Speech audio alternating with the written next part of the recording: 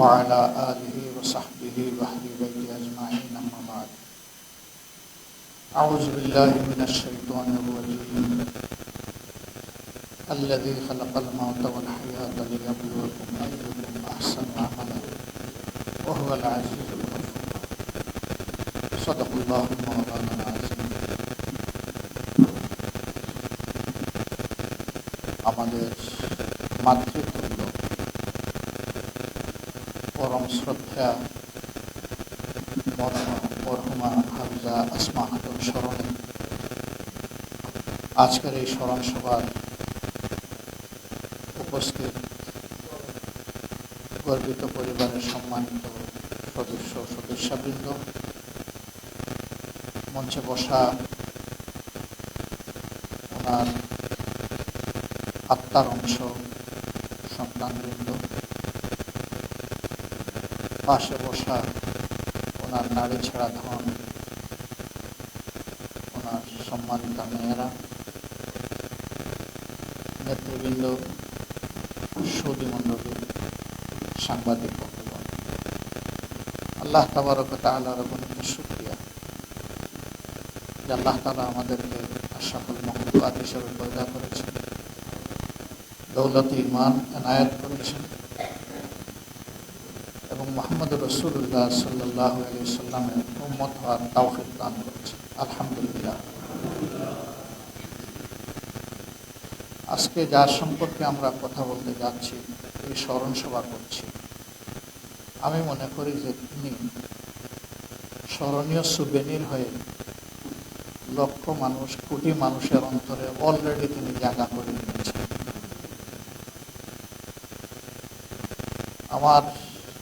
আমি যখন যুবক মানুষ ছিলাম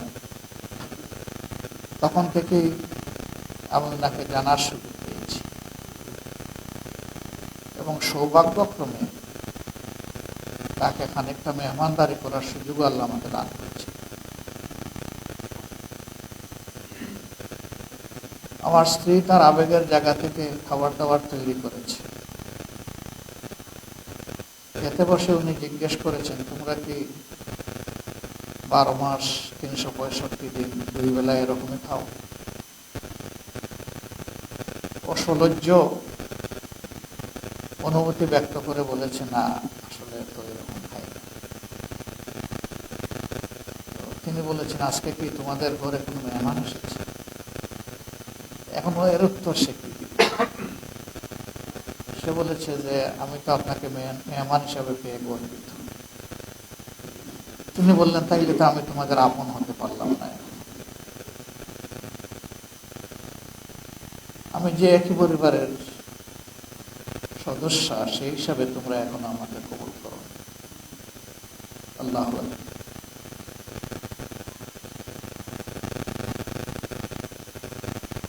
তিনি সারা দেশের ইসলামী আন্দোলনের ভাই বোনদের নিয়েই তার পরিবার তিনি চিন্তা করতেন। এটি হওয়া উচিত। আমাদের রক্তের উত্তরাধিকার সূত্রে এবং বৈবাহিক সূত্রে আল্লাহ তাআলা দুটি সম্পর্কের ধারা পয়দা করে দিয়েছে,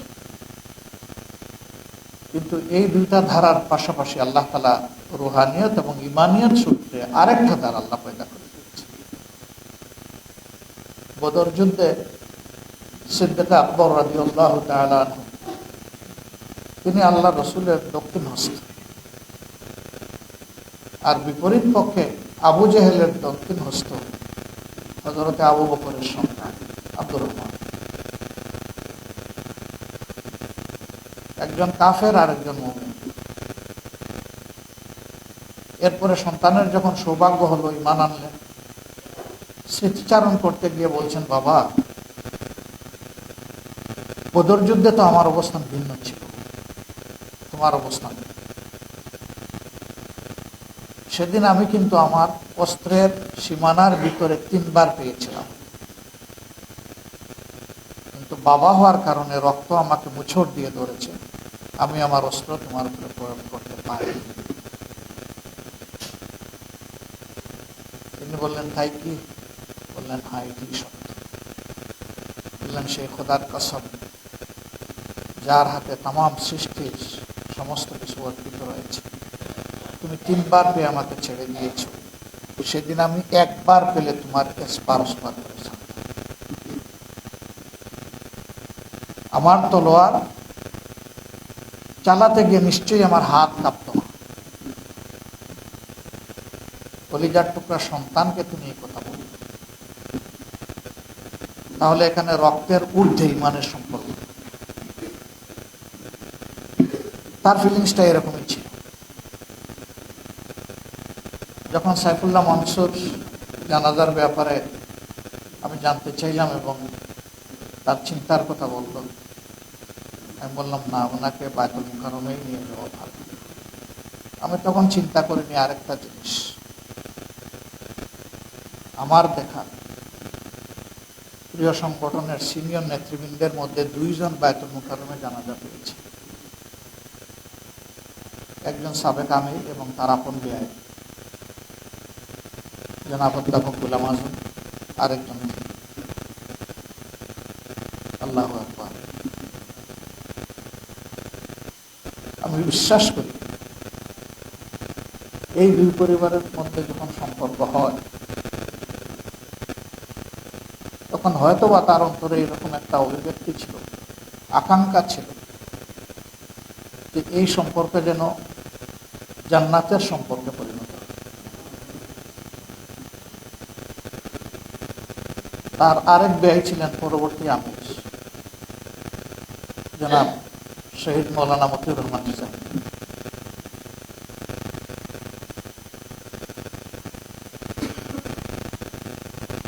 একজনের কাছ থেকে তুলে নিয়েছিলেন মেয়ে এবং একজনের কাছ থেকে তুলে নিয়েছেন ছেলে। এই যে বাবা ডাকছেন ওনাকে, আমাকে চিনছেন? হ্যাঁ, তুমি আমার বাবা। ঠিক আরেকজনের ক্ষেত্রে হয়েছে ওরকম। আলহামদুলিল্লাহ, ছেলের জন্য মেয়ে তুলে এনেছে ওই ঘরে। চমৎকার মেলবন্ধন। আল্লাহ তাআলা কালামে হাকিমে আমি যে আয়াতটি তেলাওয়াত করেছিলাম আমার আলোচনার শুরুতে, সেখানে মানুষকে স্মরণ করিয়ে সতর্ক করে দিয়ে বলছে, আল্লাযী খালাকাল মাউতা ওয়াল হায়াত, সেই সত্তা যিনি তোমাদেরকে মৌত এবং হায়াতের নিয়ামত দান করেছে। লিয়াবলুয়াকুম, এর মাধ্যমে তিনি তোমাদেরকে পরীক্ষা করতে চান। আইয়ুকুম, কে তোমাদের মধ্যে আহসানু আমালা, আমলের দিক থেকে, নেক আমলের দিক থেকে এগিয়ে থাকে। কত ভালো, কার থেকে কে কত ভালো, এটা আল্লাহ দেখতে চায়। আল্লাহ বলেননি যে ভালো মন্দ আমল কে করে, এটা দেখতে চায়। বান্দির কাছে আল্লাহর একমাত্র চাওয়া তারা নেক আমল করবে, আল্লাহর হুকুম পালন করবে, নবীওয়ালা পথে চলবে। এরপরে আবার আল্লাহ একদিকে সতর্ক করেছেন, আরেকদিকে সুসংবাদ দিয়েছেন, ওহুয়াল আজিজুল গফুর। যারা আল্লাহ তাআলার এই ইচ্ছাকে সম্মান করবে না, তাগুত এবং নফসের তাড়নায় যারা চলবে, আল্লাহ বলছেন এদের জানা রাখা উচিত যে আল্লাহ অত্যন্ত কঠোর, মহাপরাক্রমশালী। তিনি কাউকে তোয়াক্কা করেন না, তিনি বেনেয়াজ, তিনি সামাদ,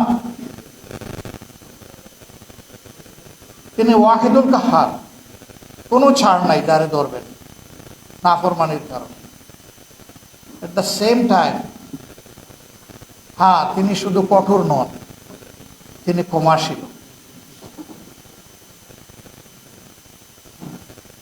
আমরা যতটুকু তার জীবনকে দেখেছি, আলহামদুলিল্লাহ,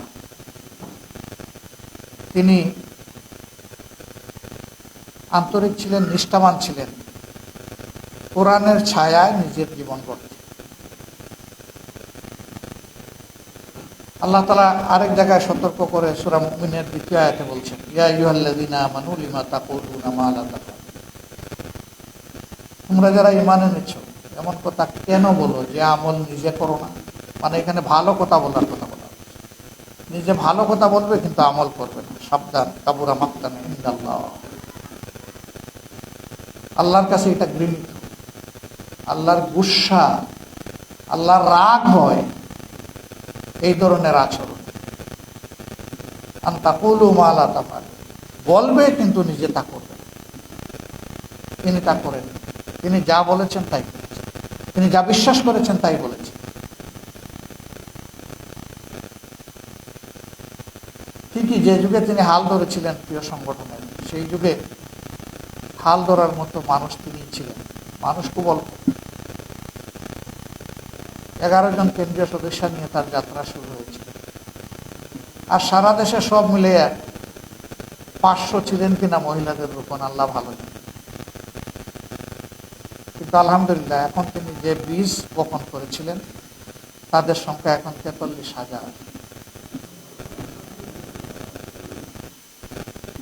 আমার বিশ্বাস এমন কেউ তাদের মধ্যে নাই যারা গভীর শ্রদ্ধার সাথে তাকে স্মরণ করে না।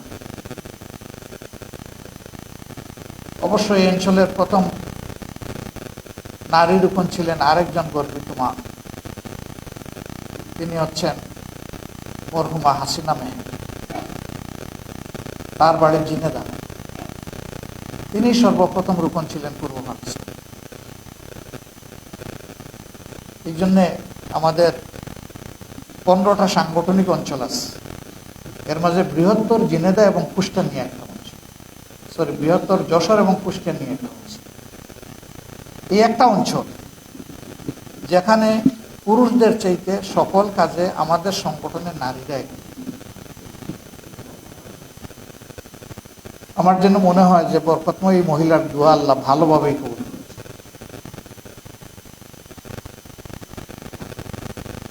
এরকম এক একজন আমাদের জন্য রিয়েল, তারা আমাদের প্রেরণার মিনার।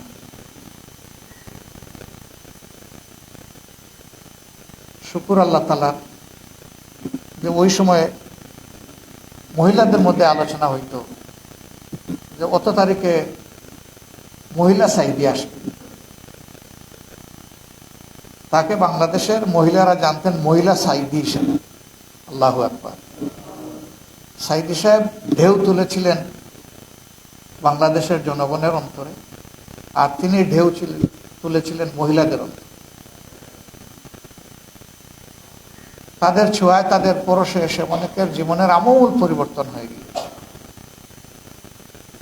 আমার এক বন্ধুর স্ত্রী সহ্যই করতে পারত না, ইসলামের কোনো কথা বললেই তার হিস্টাসিন খাওয়া লাগত। সিরিয়াস অ্যালার্জি, তার টক্সিক।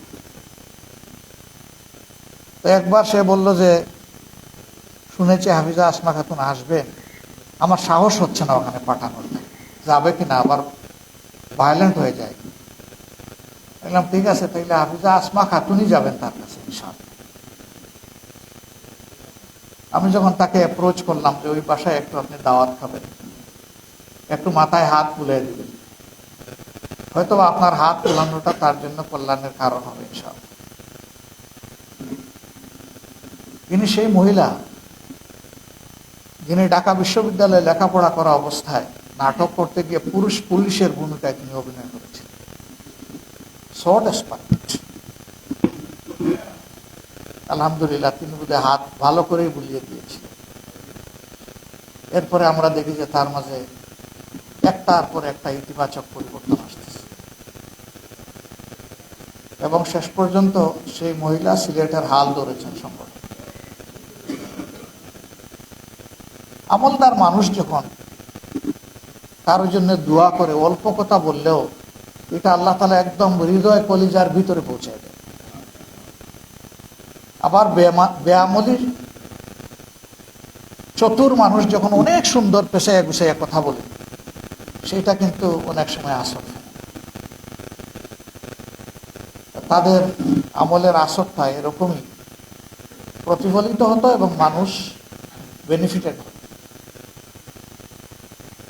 আজকে আমরা এই কথাগুলো যারা স্মরণ করছি বা আলোচনা করছি, চোখের দুপুটা পানি ফেলার জন্য শুধু নয়, এখান থেকে আমাদেরকে লেসন দিতে হবে।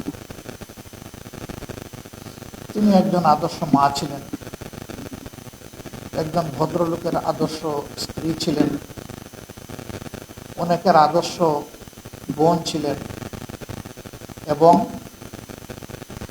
লক্ষ লক্ষ মা বোনের আদর্শ আপনজন ছিল। তার পরিবার সম্পর্কে আপনারা ইতিমধ্যে শুনেছেন। আলহামদুলিল্লাহ, যে যেখানেই আছে সবাই দাঈল আল্লাহ হিসেবে আছে। এটা বিরল, আমাদের মধ্যে নাই এটা আমি বলবো না, তবে কম। এইভাবে কানায় কানায় পরিপূর্ণ খুঁজে পাওয়া আসলেই কম। এই পরিবারের জন্য এটা একটা বিশাল পাওয়া। আজকের এই পরিসরে তার সম্পর্কে বলতে গেলে অনেকে অনেক কিছু বলতে পারবেন, এবং আমি মনে করি বলার আবেগও অনেকের আছে, ইচ্ছা আছে। আমি সেই সমস্ত ভাইদের কাছে, বোনদের কাছে বিনয়ের সাথে অনুরোধ করব, যে কথাগুলো আজকে এখানে বলতে চান, আসলে এই কথাগুলো আমরা অন্তরে আবেগ দিয়ে, একিন দিয়ে আমরা ধারণ করি, এবং এই কথাগুলো আমরা সমাজে ছড়াই দিই। আজকে এখানে মিডিয়ার অনেক ভাইয়েরা এসেছেন। এই কথাগুলো খালেসভাবে কোনো সংগঠনের কর্মীদের জন্য নয়, এই কথাগুলো আপনাদের জন্য, আমার জন্য, সবার জন্য, গোটা জাতির জন্য, মানব জাতির জন্য।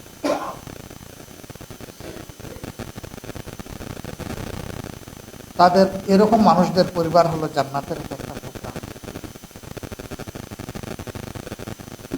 আমাদের মামুন ভাই যখন কথা বলছিলেন, তিনি বলছিলেন যে আমার বড় আগ্রহ ছিল আমি যেন ওনাকে এসে দেখতে পারি, এবং আল্লাহ তার সেই আগ্রহ পূরণ করেছেন, আলহামদুলিল্লাহ। কিন্তু সেই অন্তরে, একই অন্তরে সেই ব্যথাও ছিল। বাবাও গেলেন, মাও বিদায় নিলেন, আল্লাহর দেওয়া চোখ দিয়ে দেখতে পাবো। তারা মজলুম ছিলেন, দেশের বাইরে ছিলেন, আসার মতো পরিস্থিতি ছিল। মায়ের বিদায় সৌভাগ্যবান উনি, ওনার ছোট ছেলে ইমামতি করছে। কিন্তু আমরা, যিনি হাতে ধরে আমাদেরকে দিন শিখিয়েছিলেন, আমাদের উস্তাদ ছিল, মেন্টর ছিল, দায়িত্বশীল ছিল, এই শহরে থেকেও তারা জানাজাটায় শরীক হতে পারলাম। কেন পারলাম না আপনারা জানেন। ওনার লাশ বাসায় নিয়ে আসা হয়েছে, কোনোভাবেই মনকে মানাতে পারছি না। আমি জানি তখন তার যিনি সম্মানিত আমির ছিলেন, আমি তার পারমিশন চাইলে তিনি আমাকে পারমিশন দিবেন না। পরিস্থিতিটা এতটাই ভয়াবহ ছিল, কিন্তু তারপরে আল্লাহর পর ভরসা করে আমি চলে গিয়েছিলাম। কয়েকটা মিনিট সেখানে ছিল। এরপরে আমার সঙ্গীরাই আমাকে সেখান থেকে চলে আসতে বাধ্য করেছে।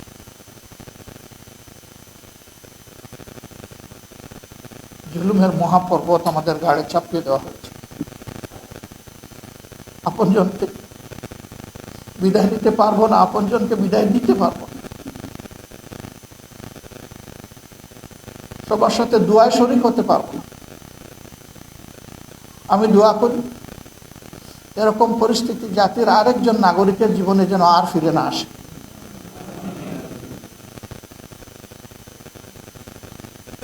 এই দুঃস্বপ্নের সময়গুলো থেকে আমরা যেন উপযুক্ত শিক্ষা নিতে পারি, গোটা জাতি একই পথে আর যেন কেউ পা না বাড়ায়। হঠকারিতা, ফেসিজম কারোর জন্যই দুনিয়ায় কল্যাণকর না, আখিরাতেও কল্যাণকর না। সম্মানিত সুধী মণ্ডলী, ভাই ও বোনেরা, আজকে একটা পবিত্র দিন, জুমাবার। অনেকেই অনেক সামাজিক কাজ আছে, আমরা অংশগ্রহণ করবো ইনশাআল্লাহ। আসুন আমরা মন ভরে আমাদের প্রিয় মাতৃতুল্য মরহুমা হাফেজা আসমা খাতুনের জন্য এই দোয়াই আল্লাহর দরবারে যে রাব্বুল আলামিন, তুমি তো মেহেরবানি করে আমাদের অন্তরে ইমানের নূর দান করেছ। তোমার বান্দিকে কোরআনের নিয়ামত তার বুকে ধারণ করার শক্তি তো তুমিই দিয়েছিলে। এই কোরআনের ইজ্জতে এবং কোরআনের একজন দায়ীর মর্যাদায় তুমি তাকে বরজখের এই জীবনেও মেহমানদারির ব্যবস্থা করো। কোরআনের উসিলায় তার কবরকে তোমার জান্নাতের এবং তোমার রহমতের নূর দিয়ে তুমি জাইয়ানা করে দাও। তিনি যে জান্নাতের জন্য জীবনের অনেক কিছু ত্যাগ করেছেন, তোমার সৃষ্ট সেই মায়াবী প্রিয় জান্নাতের সাথে তার কবরের একটা রুহানি জানালা তুমি খুলে দাও। হবিবে পাক সাল্লাল্লাহু আলাইহি সাল্লামের নকশে কদম আজীবন তিনি চলেছেন। তোমার প্রিয় হবিবের রওজাতুল আতরের সাথে তার কবরের একটা রুহানি সম্পর্ক পয়দা করে দাও। যতদিন তুমি আলমে বরজকে তাকে রাখবে, তোমার রহমতের ফিরিস্তা দিয়ে তাকে সাহায্য করো। দুনিয়ার চাইতে উত্তম রিজেক, দুনিয়ার চাইতে উত্তম বিছানা, দুনিয়ার চাইতে উত্তম পোশাক, দুনিয়ার চাইতে উত্তম সঙ্গী তাকে তুমি দান করো। এবং তিনি যে শিক্ষাগুলো আমাদের জন্য রেখে দিয়েছেন, মুহাম্মদুর রাসূলুল্লাহ সাল্লাল্লাহু আলাইহি ওয়াসাল্লাম, সাহাবায়ে কেরাম রিদওয়ানুল্লাহি তাআলা আলাইহিম আজমাইন এবং যুগে যুগে আল্লাহর যে সমস্ত নেক বান্দাবান্দিগণ যে শিক্ষা ধারণ করে তোমার কাছে মকবুল, মঞ্জুর, মাবরুর হয়েছেন, তুমি সেই পথটি ধরে আমাদেরকেও আগানোর তৌফিক দান করো। তার পরিবারের উপর রহম করো, তাদের অন্তরে তুমি সবরে জামিল আতা করো এবং তার মতো সুন্দর জীবন গড়ার জন্য তাদের অন্তরে তুমি তীব্র প্রেরণা পয়দা করে দাও। ত্যাগের এই জীবন হোক আমাদের সকলের জন্য মহিমার, আনন্দের, সুখের এবং ভবিষ্যৎ জান্নাতের। আল্লাহ রাব্বুল আলামিন উপস্থিত সকলের হায়াতে, সিহাতে, আমলে, ইলমে, রিজিকে, ইজ্জতে আল্লাহ তাআলা অপরন্ত বারাকা দান করুন। আসসালামু আলাইকুম ওয়া রাহমাতুল্লাহি।